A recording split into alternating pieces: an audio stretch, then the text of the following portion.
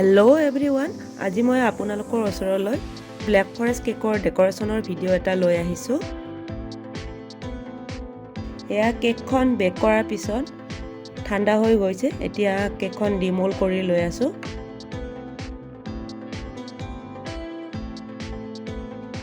আৰু দেখিছে কেকখন কিমান স্পঞ্জি হৈছে।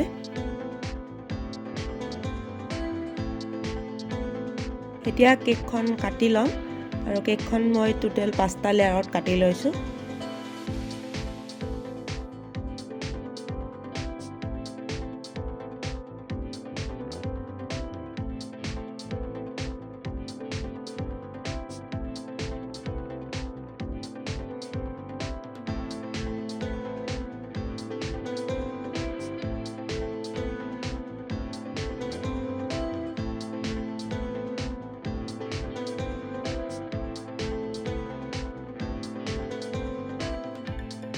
সেয়া কেকখন কটা হৈ গ'ল। এতিয়া কেক বৰ্ডখনত অলপমান হুইপ ক্ৰীম লগাই লৈছোঁ যাতে কেকখন পিছলি নাযায়। আৰু এতিয়া প্ৰথম লেয়াৰটো দি দিলোঁ কেকৰ। আৰু ইয়াত দি দিম এতিয়া মই চুগাৰ চিৰাপ। ভালদৰে দি লৈছোঁ চুগাৰ চিৰাপ। তাৰপিছত হুইপ ক্ৰীম লগাই ল'লোঁ।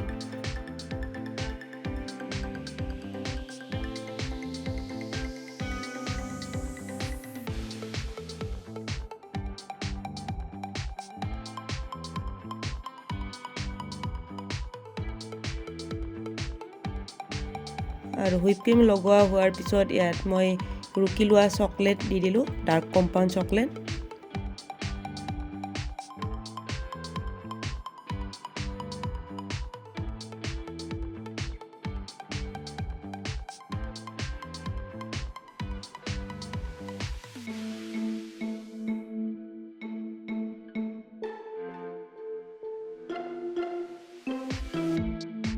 আৰু এতিয়া কেকৰ একেবাৰে প্ৰথম লেয়াৰটো দি দিছোঁ মই।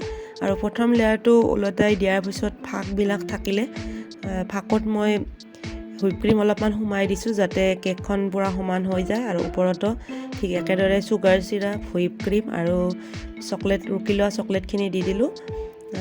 বাকীকেইটা লেয়াৰো ঠিক একেদৰে কৰি ল'ম। চকলেট কেকৰ ৰেচিপি মোৰ ইয়াৰ আগত মোৰ চেনেলত ভালেকেইটা আপলোড কৰা আছে। আপোনালোকে বিচাৰে যদি চাই ল'ব পাৰে। তথাপিতো এইখন কেকত মই কি ব্যৱহাৰ কৰিলোঁ অলপমান কৈ দিলোঁ। মই ইয়াত লৈছোঁ 1 কাপ আৰু 1 কাপৰ 4/4 এভাগ ময়দা, বেকিং পাউডাৰ 1 চামুচ আৰু 1 চামুচৰ 4/4 এভাগ লৈছোঁ।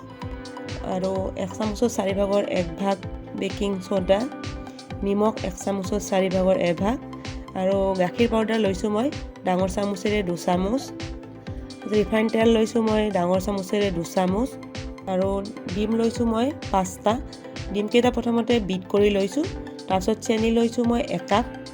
তাৰপিছত চেনিখিনি দি অলপ সময় বিট কৰি লৈছোঁ। বিট কৰি লোৱাৰ পিছত শুকান সামগ্ৰীখিনি দি অলপ সময় মেচিনটোৰে বিট কৰি লৈছোঁ। তাৰপিছত বিট কৰা হোৱাৰ পিছত কেক টিন এটাত দি গেছতে মই কেকখন বেক কৰি লৈছোঁ। এনেদৰে মই গেছতে বেক কৰোঁ। আৰু যদি চকলেট কেকৰ ভিডিঅ' লাগে বা ৰেচিপি লাগে তেতিয়াহ'লে চাই ল'ব, মোৰ চেনেলত আপলোড কৰা আছে। এয়া কেকৰ লেয়াৰবিলাক দি দিয়াৰ পিছত কেকখনৰ ওপৰত ক্ৰাম কোট কৰি লৈ ল'লোঁ। এতিয়া কেকখনৰ ফাইনেল আইচিং কৰিম। তাৰ কাৰণে কেকখনৰ ওপৰত অলপ বেছি কৰি ক্ৰীম লগাই ল'লোঁ। এতিয়া স্পেচুলাৰ সহায়ত ভালদৰে সমান কৰি ল'ম কেকখন। আৰু কেকৰ ছাইডটো স্ক্ৰেপাৰৰ সহায়ত সমান কৰি ল'লোঁ।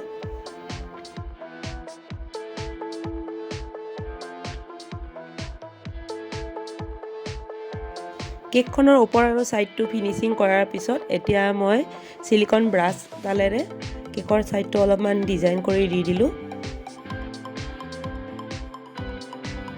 এতিয়া কেক বৰ্ডৰ ছাইডত লাগি থকাখিনি চাফা কৰি ল'লোঁ কাপোৰ এখনেৰে।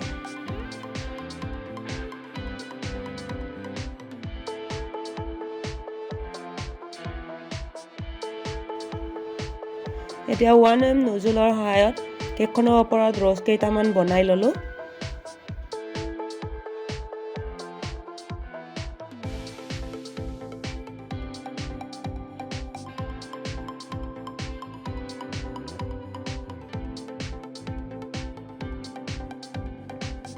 এতিয়া কেকখনৰ ওপৰত খালি থকা ঠাইখিনিত ৰুকি লোৱা ডাৰ্ক কম্পাউণ্ড চকলেট দি দিলোঁ আৰু ছাইডতো দি দিলোঁ।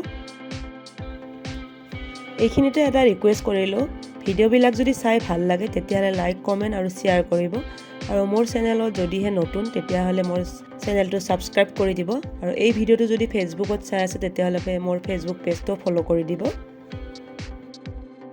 ফুলকেইপাহৰ মাজত ফাঁক থকা ঠাইখিনিত সৰু সৰু ষ্টাৰ বনাই দিলোঁ। এতিয়া ৰ'জ কেইটাৰ ওপৰত চেৰি দি গ'লোঁ। এয়া হৈছে কেকখনৰ ফাইনেল লুক। একেবাৰে চিম্পুল কৰি ৰাখিছোঁ। অতি কম সময়ৰ ভিতৰতে বনাব পৰা কেকৰ ডিজাইন এইটো। এনেদৰে ঘৰতে অতি কম সময়ৰ ভিতৰতে আৰু কম খৰচতে আপোনালোকেও কেক বনাই ল'ব পাৰে। আজিৰ ভিডিঅ'টো এইখিনিয়ে। নেক্সট এটা ভিডিঅ'ত আকৌ লগ পাম। ভিডিঅ'টো শেষলৈকে চোৱাৰ বাবে ধন্যবাদ।